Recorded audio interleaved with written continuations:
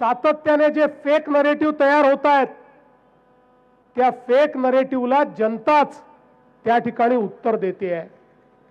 जोपर्यंत काँग्रेस सहित विरोधी पक्ष हे जमिनीवरची हकीकत समजून घेत नाहीत, जनतेत जात नाहीत, जनतेचे प्रश्न मांडत नाहीत, तोपर्यंत त्यांची अशीच माती होत राहील हे आपण सगळ्यांनी लक्षात ठेवलं पाहिजे।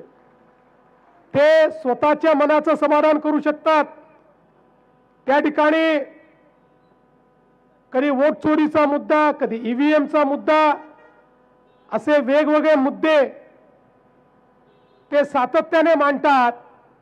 पण ज्यावेळी कोर्ट त्यांना म्हणतं पुरावा द्या, कवडीचा पुरावा देत नाही। ज्यावेळी इलेक्शन कमिशन त्यांना म्हणतं पुरावा द्या, एक पुरावा देखील देऊ शकत नाही।